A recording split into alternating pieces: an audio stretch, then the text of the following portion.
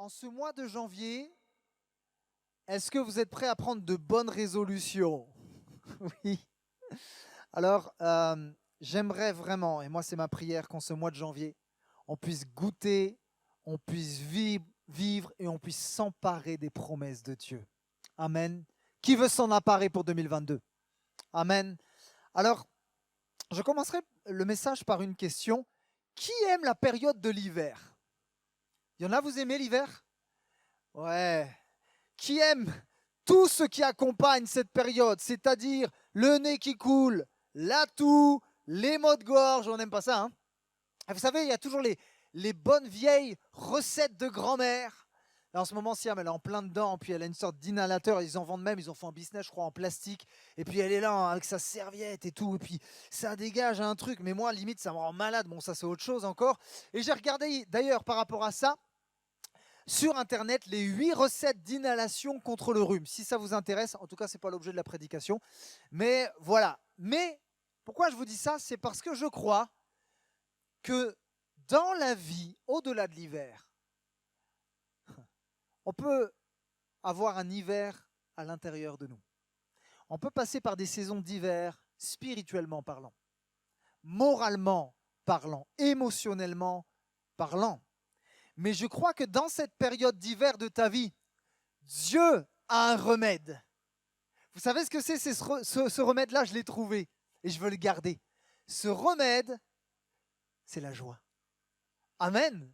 Et le livre des Proverbes nous parle d'une recette, d'un remède extraordinaire si tu passes par l'hiver. Voici ce que le livre des Proverbes nous dit. Un cœur joyeux est un bon remède, mais un esprit abattu dessèche les eaux. Ce que la Bible est en train de dire, c'est que la joie est un remède quand tu es dans la tristesse.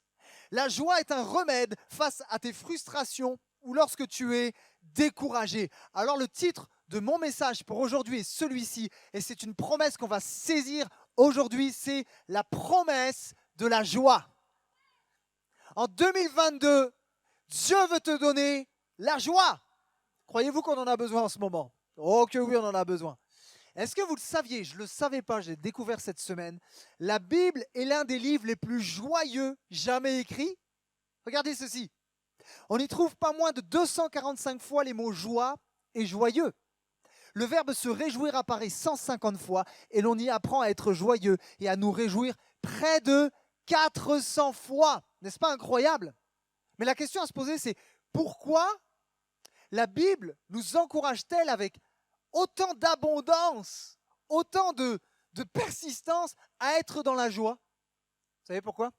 Parce que Dieu, notre Père, sait qu'on passera par des moments de tristesse, des moments de découragement, des moments où, vous savez, il y a des matins, des fois, vous savez, ces fameux matins où vous ne voulez pas vous lever, ça vous arrive des fois, et quand vous rentrez le soir, vous avez vécu une sale journée, vous n'avez qu'une seule envie, c'est de vous coucher. Je suis le seul à vivre ça parfois. Et Dieu, notre Père, sait que si on demeure dans un état de tristesse, de frustration, vous savez ce qui va se passer? On va commencer par se dessécher. On va se dessécher moralement. On va se dessécher relationnellement. Et on va se dessécher également spirituellement. Waouh! Alors voici ce que je vous propose. C'est de détecter ce qui nous dessèche. C'est de détecter ce qui vole notre louange. Alors voici mon premier point, je l'ai intitulé « Chasse le voleur de joie ». Amen. Et voici moi ce que j'ai détecté dans ma propre vie, et on va aller juste sur ce point-là. Je crois que un des plus gros voleurs de joie dans la vie, vous savez ce que c'est? L'ingratitude. L'ingratitude. Vous savez ce que c'est l'ingratitude? L'ingratitude, c'est un manque de reconnaissance. Et je crois que dans la vie, même en tant qu'enfant de Dieu, on manque de reconnaissance. Vous savez pourquoi? Parce qu'on prend trop les choses pour acquis. Je prends pour acquis que j'ai un toit au-dessus de ma tête. Je prends pour acquis qu'à chaque jour, je peux mettre de la nourriture dans mon assiette. Merci Seigneur. Je prends pour acquis que je suis en bonne santé. Mais voyez-vous, cela n'est pas un acquis. Cela est juste l'effet de la grâce de Dieu. Amen. Et voyez-vous, j'ai découvert ceci. Quand tu n'as pas quelque chose, ou quand on te retire quelque chose, c'est là que tu comprends et que tu réalises la chose la valeur que tu possédais avant, la valeur de la chose que tu avais avant. Par exemple, tu perds ta santé, et tu réalises que c'était super d'avoir une bonne santé. Tu perds ton salaire, tu réalises que c'était quand même bien d'avoir un salaire. Et je me rappelle lorsque j'étais au Québec pour mes études, il y a un truc que je n'avais pas capté, je n'avais pas acheté. Bon, conseil pour ceux qui vont au Canada, achète-toi une pelle, achète-toi un bonnet et achète-toi des gants. C'est la priorité, même avant la maison. Tu t'achètes ça. Certains comprendront. Et un jour, j'étais en cours, je n'avais pas de voiture. J'allais en cours tous les jours, des cours de théologie. Et il faisait à peu près moins 15 degrés, moins 20. Imaginez. Et je suis sorti de cours frigorifié et je devais marcher dans la rue et mes oreilles étaient congelées et mes doigts étaient congelés. Je me suis dit, c'est pas possible, Seigneur, je vais ressembler à un bonhomme de neige, je vais congeler sur place. Et je disais à Dieu, mais Seigneur, pourquoi tu m'as envoyé là? Pourquoi tu m'as pas envoyé à Tahiti ou en Martinique ou à La Réunion? Pourquoi c'est dans un pays où il y a des Esquimaux? C'est pas possible. Et je commençais à me lamenter au-dedans de moi. Et puis je me suis dit, bon, je vais rentrer à la maison. Et lorsque je suis rentré à la maison, je me suis précipité, vous savez où? Vers le chauffage. Et j'ai mis mes doigts congelés, c'était devenu des stalactites. Et ils se décongelaient au fur et à mesure sur le chauffage. Et vous savez ce que j'ai dit à Dieu? J'avais jamais béni autant Dieu pour une chose. Je te bénis, Seigneur, pour le chauffage. Surtout au Québec. Et j'ai réalisé que c'était un effet de sa grâce. Et voyez-vous, Paul va nous avertir dans son épître que dans les derniers temps, de plus en plus, les gens vont manquer d'une chose, les gens vont manquer de reconnaissance. Il y aura de plus en plus d'ingratitude des enfants envers leurs parents, des citoyens envers les autorités. Bon, là, il faut de la foi quand même, mais bon, ça, je ferme la parenthèse. Mais de plus en plus d'ingratitude. Dans 2 Timothée 3, au verset 1, voici le tableau que Paul dresse des derniers temps. Il va parler à son fils spirituel en lui disant, tu dois le savoir. Dans les derniers jours, il y aura des moments difficiles. Les gens seront égoïstes, amis de l'argent. Ils se vanteront, ils seront orgueilleux, ils insulteront Dieu, ils désobéiront à leurs parents. Ils ne seront plus capables de dire merci. Et ils ne respecteront plus les choses de Dieu. J'ai pensé à ça, mais pourquoi c'est si important de dire merci? Vous avez pensé à ça? Alors on va me dire, Grégory, c'est une question de politesse. Ouais, mais si on s'arrête juste à la politesse, je pense qu'on est juste en surface. Je crois que Dieu, de par un merci, de par un esprit de gratitude, veut nous enseigner quelque chose. Vous savez, avec ma fille Alissa, parfois, je lui prends des desserts parce qu'elle aime beaucoup les crèmes desserts au chocolat. Ce que je fais quand elle a fini son plat de résistance, je vais au frigo, je prends sa crème dessert au chocolat et je tends la crème dessert au chocolat à ma fille. Ma fille tente, je dis bien tente, de prendre la crème dessert, mais elle n'y arrive pas. Pourquoi? Parce qu'il n'y a rien qui sort de sa bouche. Donc, tant que je n'entends pas le fameux mot, je ne lâche pas la crème dessert au chocolat. Et parfois, bon, ça se finit un peu en bagarre où elle tire, moi je tire, elle tire. Bon, ça c'est entre nous. Et je la regarde, elle me dit, mais quoi? Et je dis, mais oui. Et je ne dis pas, je dis, devine. Et là, elle me dit, ah oui, merci papa. Je dis, voilà, là tu vas pouvoir la manger ta crème. Et en fait, c'est pas juste que je veux apprendre la politesse à ma fille. Je veux lui enseigner que derrière le merci, en fait, c'est bien plus profond que ça. Parce que dire merci nous rappelle que tout n'est que grâce. Dire merci nous décentre de nous-mêmes. Et dire merci nous apprend à considérer les choses que Dieu a mis à notre disposition. Merci, c'est important. Et j'ai lu un article, c'est incroyable, c'était des psychothérapeutes qui parlaient de ça. Et un point de cet article parlait de la reconnaissance et il disait, vous savez, dire merci, et c'est prouvé, scientifiquement parlant, c'est bon pour le moral. Alléluia. Les parents, vous pourrez sortir ça à vos enfants. Puis les époux et les épouses, enfin bref. Et j'aime cette citation de Rebecca Shankland, qui est maître de conférence à l'université de Grenoble-Chambéry, et qui a écrit un livre sur la gratitude. Et voici ce qu'elle dira. Les personnes qui éprouvent de la gratitude repèrent davantage les événements positifs de la vie et les retiennent plus que les personnes moins reconnaissantes. Elles ont ainsi une représentation plus positive de leur environnement social et de leurs conditions de vie. En d'autres mots, quelqu'un qui apprend à dire merci, quelqu'un qui fait preuve de gratitude, c'est quelqu'un qui aura en tout cas. Tu auras plus de chances d'avoir un bon moral. Extraordinaire. Et lorsqu'on va dans la Bible et qu'on regarde à un peuple, le peuple des Hébreux, lorsqu'ils sont sortis de l'Égypte, sont passés par l'Exode, tout ça, et là ils arrivent dans un désert, et j'ai comme cette impression qu'ils n'ont pas l'air d'avoir souvent un bon moral. Je ne sais pas, c'est vous ou moi? Je ne vois pas beaucoup de remerciements, je ne vois pas beaucoup de gratitude de la part des Hébreux. Et à un moment donné, alors qu'ils sont dans le désert, vous savez, Dieu va être bon pour eux dans le désert. Dieu va leur donner de la manne dans le désert. Mais vous savez quoi? Ils vont se lasser de la manne. C'est incroyable. Hein. J'aimerais juste faire cette parenthèse. Peut-être que tu passes par un désert. Tu n'arrives pas à te réjouir. Mais j'aimerais te dire, Dieu continuera d'être bon envers toi. Et Dieu a de la manne pour toi. Amen. Mais maintenant, le problème, c'est qu'ils ont voulu passer à autre chose parce qu'ils ne se contentaient pas de ce que Dieu leur donnait. Et voici ce que le texte dit dans le livre des Nombres, au chapitre 11, verset 4. Le ramassis de gens qui se trouvaient au milieu d'Israël éprouva des désirs.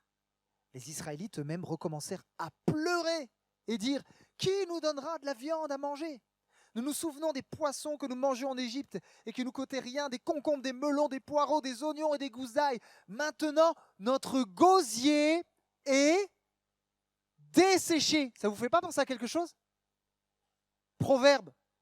Quand on est abattu, on est desséché. Laissez-moi vous dire, ce n'était pas juste leur gosier qui était desséché. Moi, je crois que leur âme était desséchée. Leur pensée était desséchée. Leur vie spirituelle était desséchée. La Bible dira que leurs yeux ne voyaient plus que la manne. En gros, ils en avaient marre.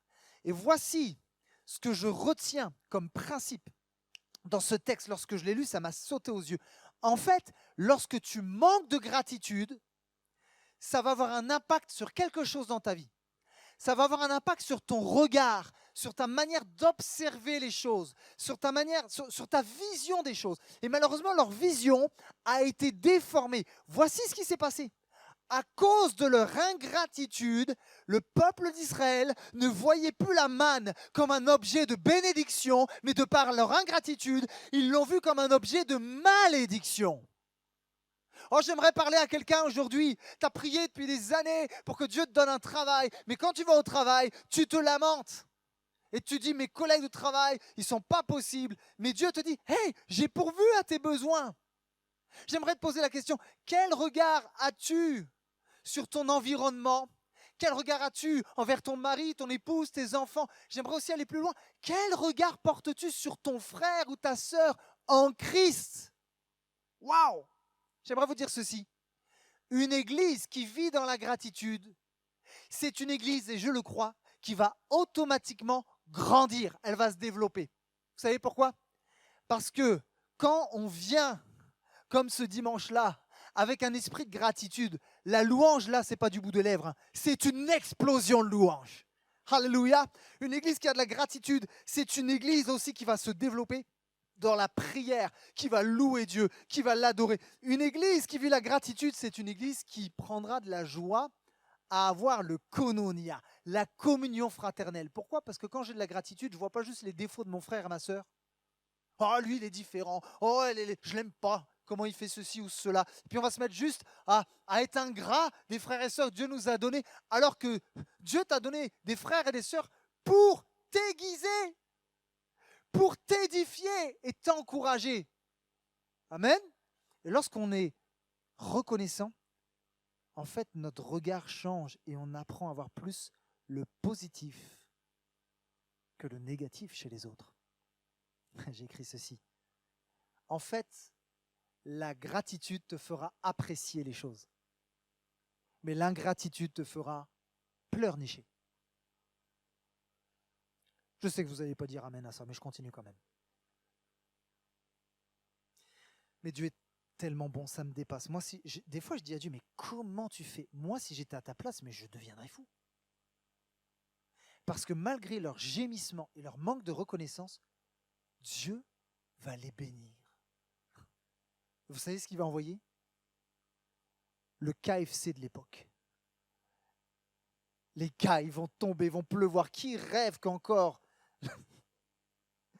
Seigneur, fais pleuvoir un KFC, fais pleuvoir du poulet, Seigneur. C'est tellement bon. Moi, je me suis converti au KFC. Oh, là, je fais peut-être de la pub, mais bon, c'est pas grave. Et là, les cailles tombent dans le désert. Et ils en mangent à satiété. Vous savez ce qui est attristant? T'as beau chercher dans la parole de Dieu, tu ne vois aucun texte qui parle de gratitude envers Dieu par rapport à ce qu'il a fait.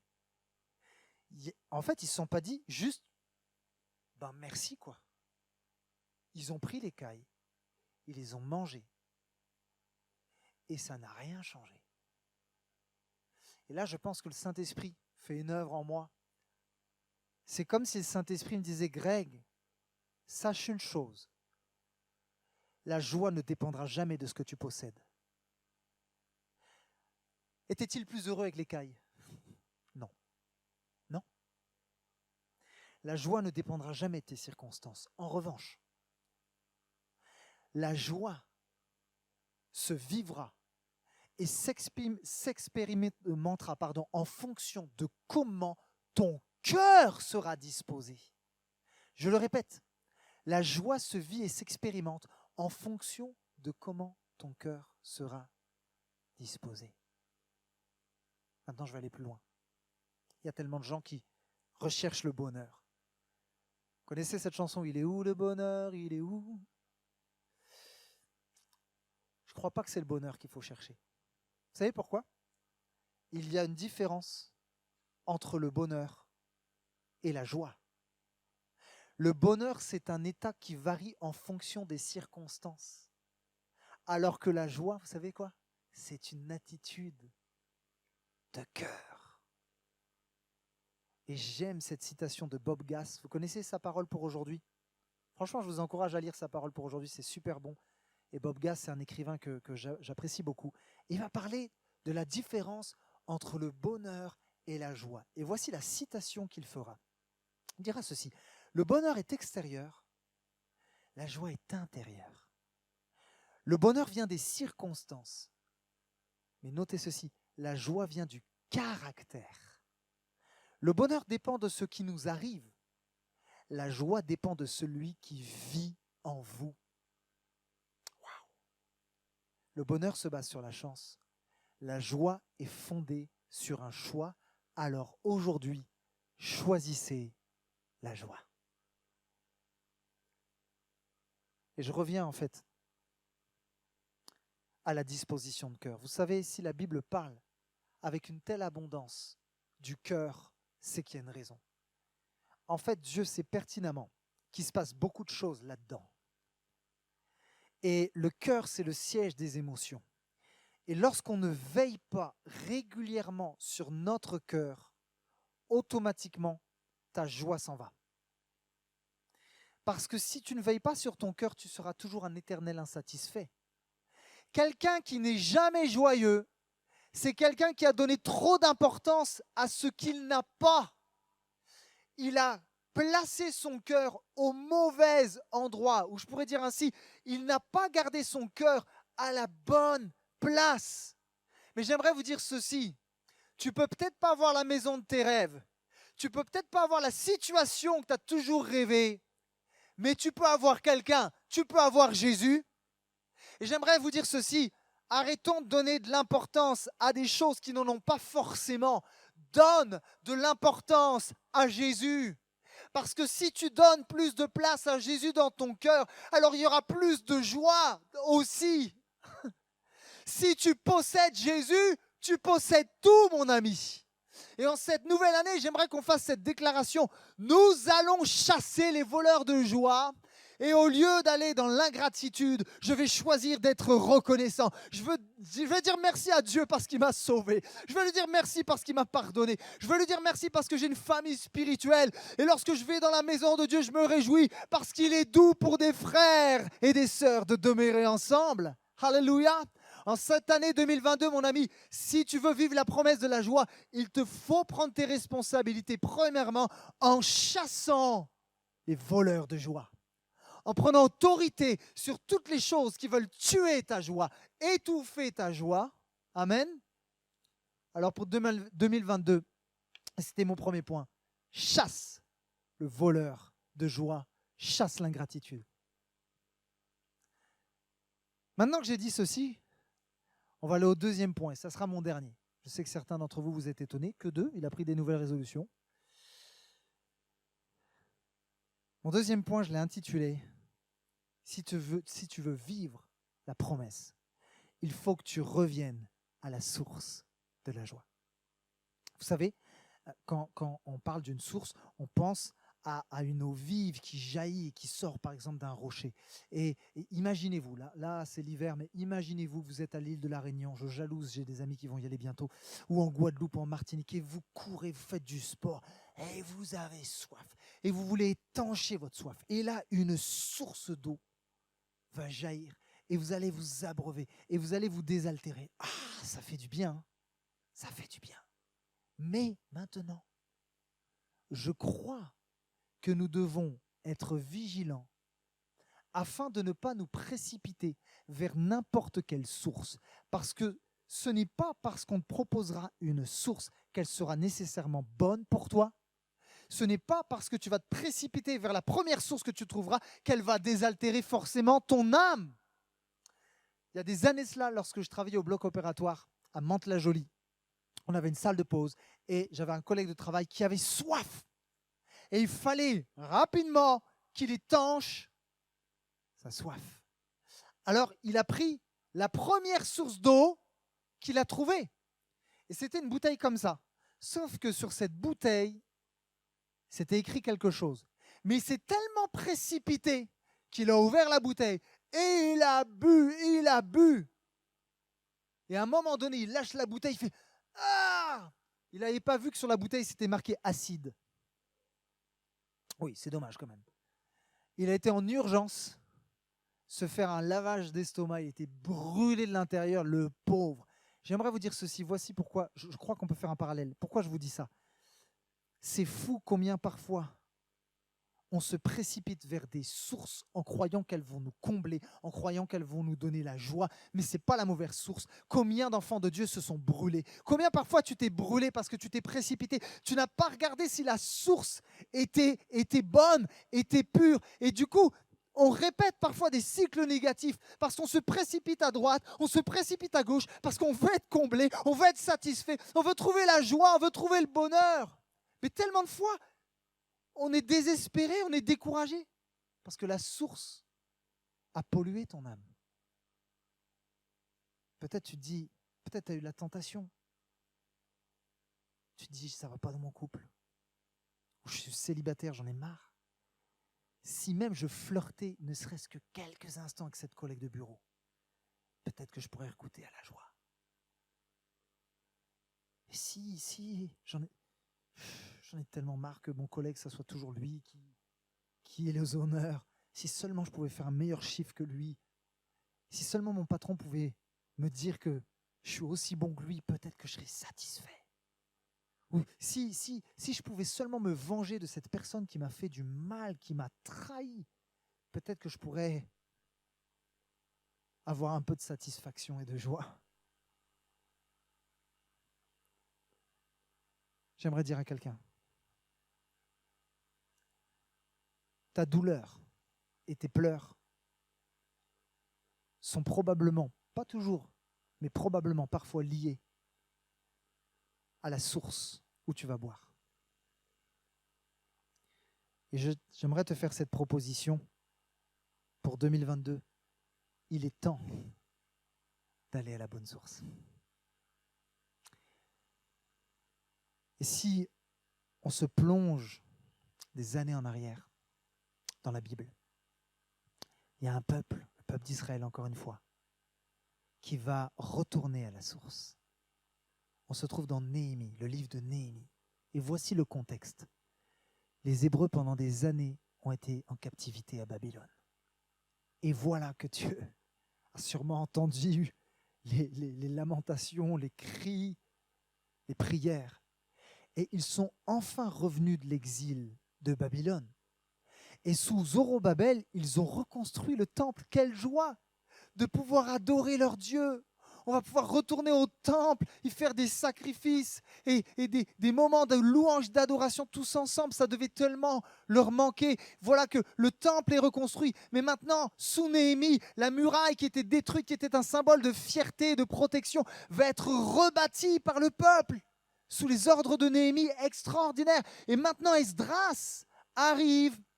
Et le peuple dit à Esdras, Esdras c'était un spécialiste de la loi, et le peuple va dire à Esdras, lis-nous la loi, enseigne-nous la loi. Il y avait une soif de retourner à la bonne source. Et la Bible dira que de l'aube, du matin jusqu'au midi, le peuple va écouter la loi non-stop. On peut compter, ça fait 6 heures d'affilée. Et ils étaient là suspendus aux lèvres d'Esdras. Esdras va communiquer la loi. Néhémie va le faire. Des Lévites seront là également et pendant des heures. Et c'est censé être un moment tellement de joie. Ils ont tout pour se réjouir. Le temple est rebâti. Les murailles sont rebâties. La loi de Dieu est prêchée. Et pourtant, pendant ce moment-là, il va se passer quelque chose de bizarre. Le peuple va se mettre à pleurer. C'est comme là, si je suis en train de vous parler de Dieu, de l'espérance, et que vous vous mettiez tous à pleurer. Je vais me dire, mais qu'est-ce qui se passe? Et c'est précisément à ce moment-là qu'Esdras et les Lévites vont leur dire quelque chose. Mais avant, avez-vous réfléchi pourquoi ils pleurent? Vous avez une idée? Pourquoi pleurent-ils s'ils sont censés se réjouir?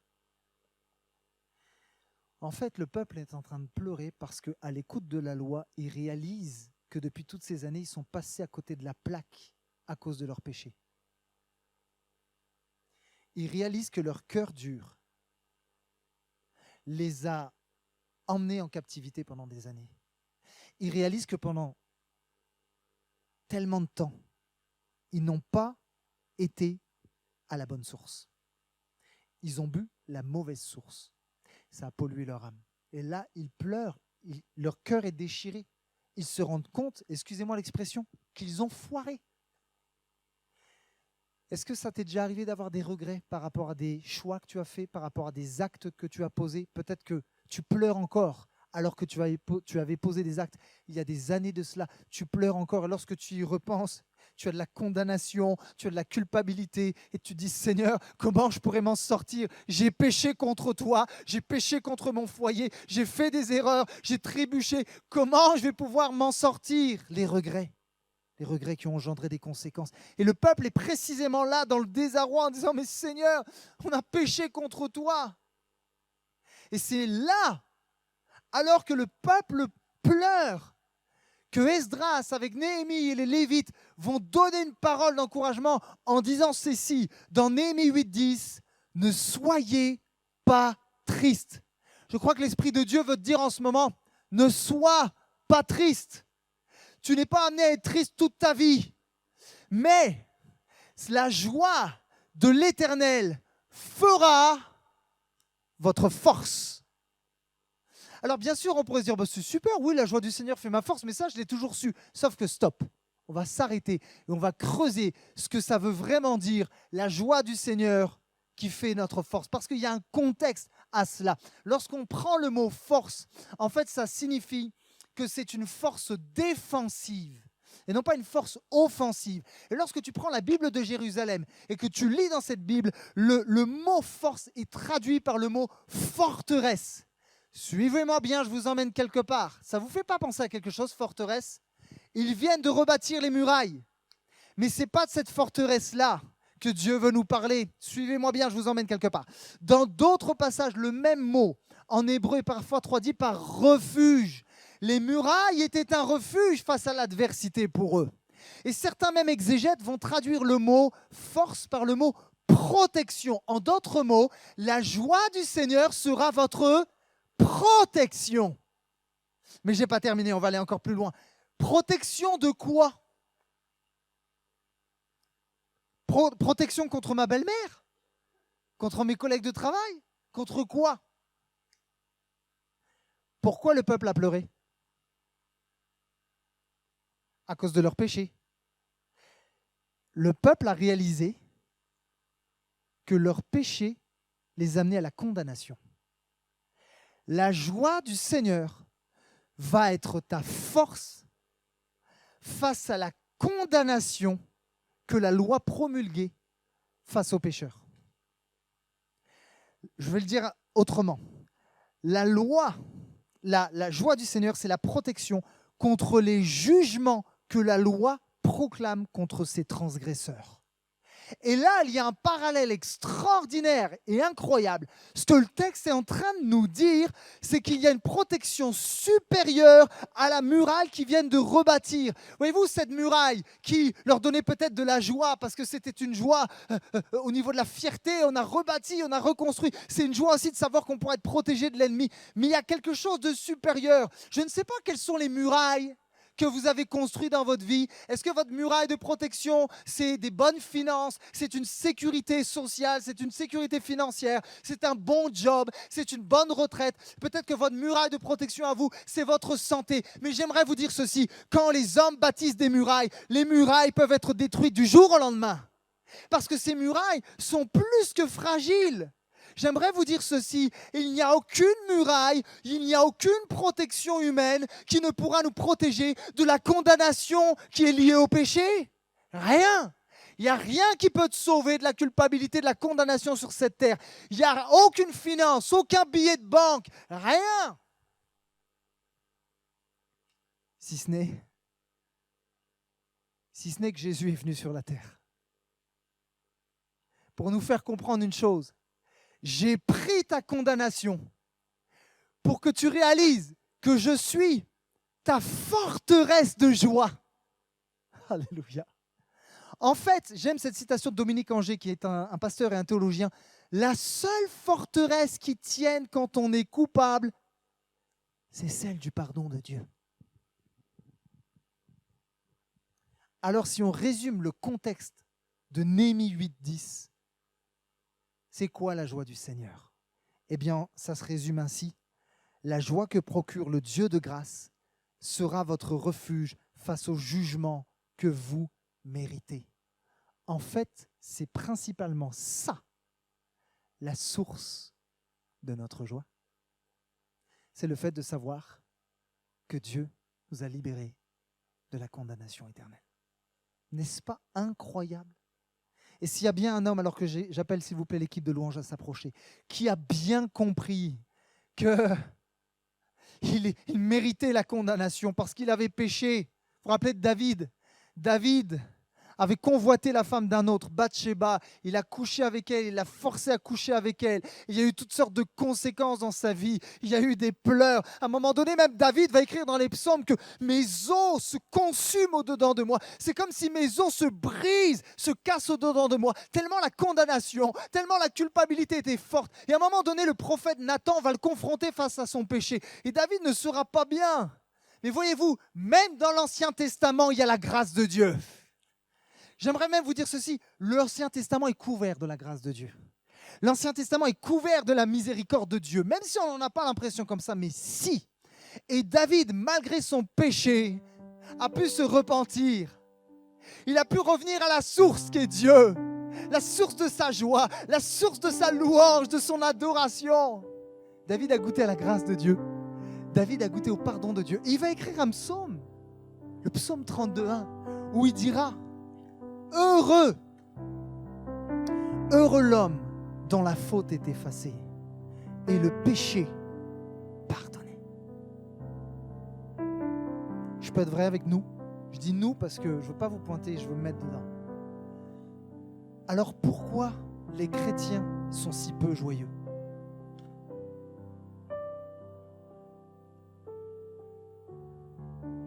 Je crois que le peuple de Dieu manque trop de joie. Pourquoi? Vous savez pourquoi?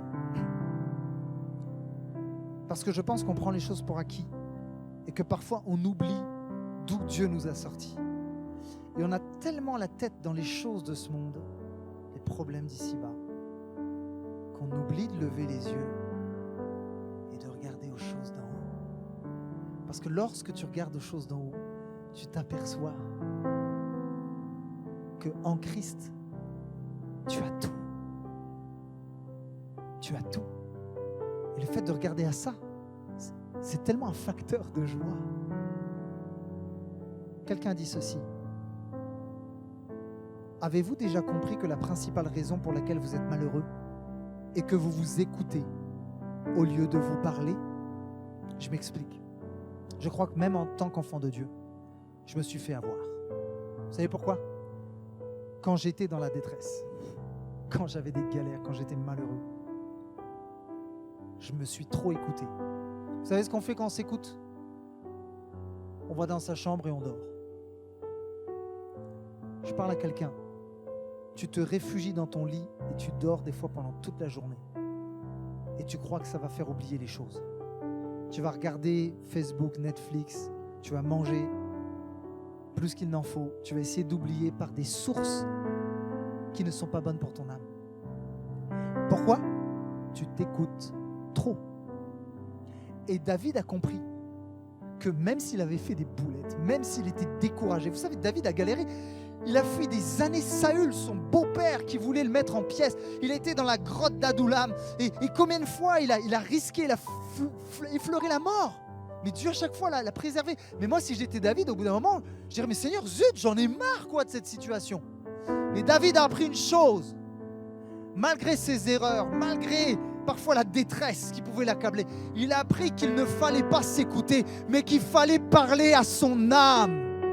J'aimerais dire à quelqu'un, parle à ton âme, parle à ton âme, parle à ton découragement, parle à ton intimidation, parle à ton âme. Et David dira ceci, oh c'est tellement extraordinaire. Dans le psaume 103:2, bénis l'Éternel, mon âme. C'est lui qui pardonne toutes tes iniquités.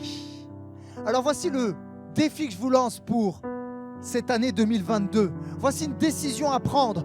Au lieu de laisser mon âme me parler de mes blessures, me parler de mes angoisses, me parler de ma condamnation ou de mes impossibilités, je vais lui demander d'écouter les promesses de Dieu. Et je veux déclarer ceci à mon âme. Oui, peut-être que j'aurai des infidélités. Oui, peut-être qu'il y a des gens qui ne seront pas fidèles envers moi. Mais je déclare à mon âme, Dieu restera fidèle envers moi.